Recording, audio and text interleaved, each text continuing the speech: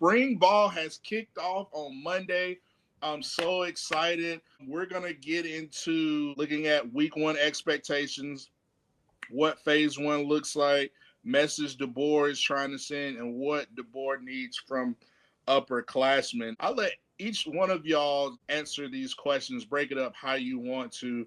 Pettey, I'll start with you. I think this is a cleansing. One of the problems, and when you have a coaching change, and not just going from the greatest coach to ever do it, like that's a whole nother ball of wax. But any coaching change, your coach is kind of taking the cards he's dealt. And as great of an athlete as I thought is Milroe was, that was kind of square peg, round hole in DeBoer's offense. He was never going to look like what Washington ran and the way Penix ran it. So you kind of go through a transition year, and hell, he took a transition year and beat Georgia, went 9-3. Look, I know it got ugly at the end with the Oklahoma and Michigan game, but still, in transition year, able to keep it together. So fast forward to now, you're in the shadows of Nick. I think this is kind of his first cleansing year where this is really going to be his program. He's got his coordinator that he wanted out of the gate, his guy he trusts the most.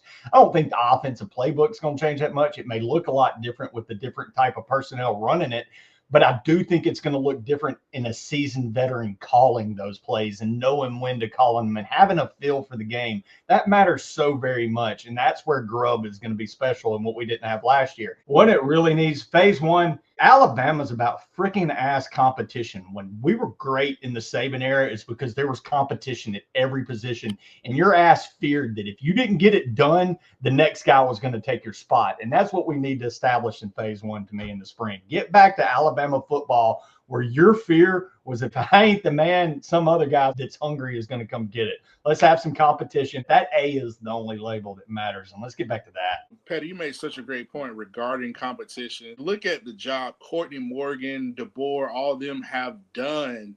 They're finally got majority of their team players here. We have competition all across the board at every position, which I think is going to help benefit Alabama. Ty, interested to get your thoughts on what you're seeing spring ball coming from the University of Alabama phase one in week one. I'm going to take a thought that Pettey had, and I'm going to run with it for the position group that I'm most excited about. Because, Pettey, you're talking about competition. What was the position group we were all nervous about last year? Now, y'all know me. I was really nervous about the offensive line. But everybody out there, including Nick Saban, talked about the defensive backfield. Okay, well, you lose a leader in Malachi. I'm going to miss him. Xavier Brown, Damani Jackson, Day Jones. Then you get in that kid from Utah who was labeled as a top cornerback in college football for pretty much every grading metric. Calhoun. You already see the practice clip. Kids out there intercepting a ball that wasn't a bad pass, but he's right on Jalen Hale like stink on poop.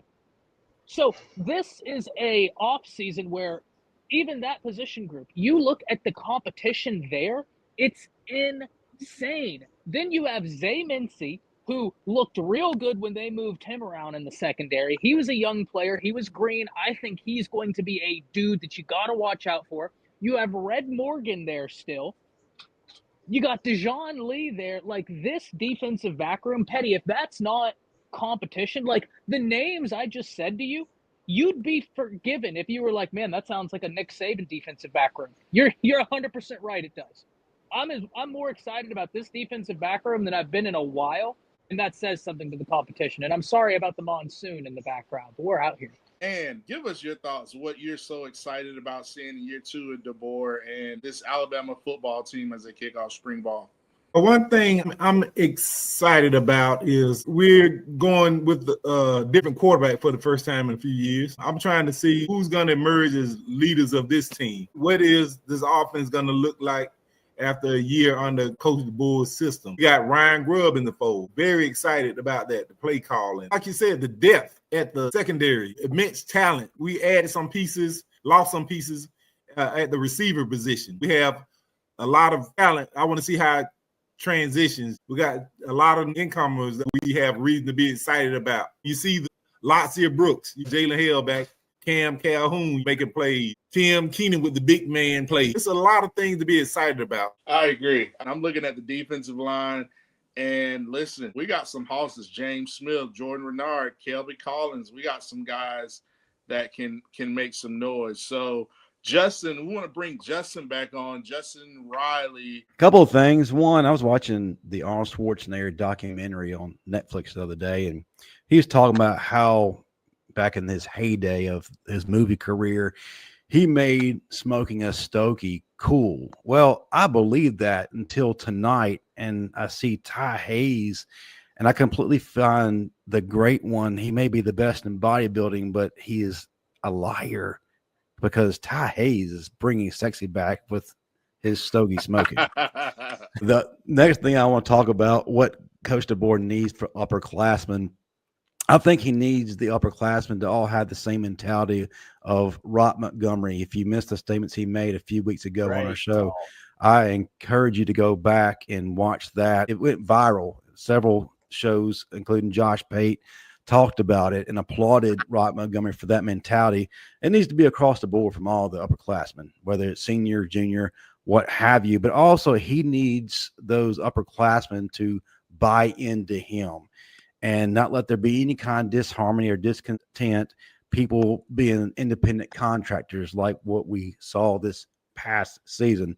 All that needs to be put behind, and these guys need to draw the line in the sand now so that what we saw last year does not repeat itself. Matt, I want you to break things down for the casual Alabama fan or even college football fan. We really don't know what goes on in spring practice. And as it says right here in the title, I feel like it's broken down into different phases. If you could go back with me to your playing days and to spring training as you experienced it, I don't feel like there's much of a difference between how things are implemented, but what was it that you as a player and then your coaching staff was trying to accomplish week one, and then what's the progression to the next week and then the next week leading up ultimately to the culmination of all things A-Day? Well, listen, you got a couple things, and I'll talk about freshmen coming in, Keelan Russell's, your Dejon Lee's. This is their aha moment to coming into college football, and yet it is spring. They're learning college classes, time management, practice. So it is a lot that they are learning, and so they are just soaking in as much information, extensive playbook. And so from Coach DeBoer's, from coach's standpoint, I remember Coach Saban coming in, his transition in spring ball. It's all about teaching how he wants things run, fundamentals, working on technique. And as Pettey mentioned, it's about competition. You need to see where you're at. You want to compete, make each other better, and it's always learning. We're putting the ingredients together. We don't have all the ingredients, but we're all working in the process to really to bake that cake. Shout out to Coach Saban when he said this a couple of years ago, to bake that cake to be ready in the fall, come kickoff at Tallahassee. So you're doing a lot of teaching. Young guys are learning a lot. DeBoer is really putting in his method. I feel like, last year he was just trying to hold the ship together, not lose as much anymore because, he lost so much when Saban retired, portal, all that stuff. And so now I think Coach DeBoer is able to implement his program.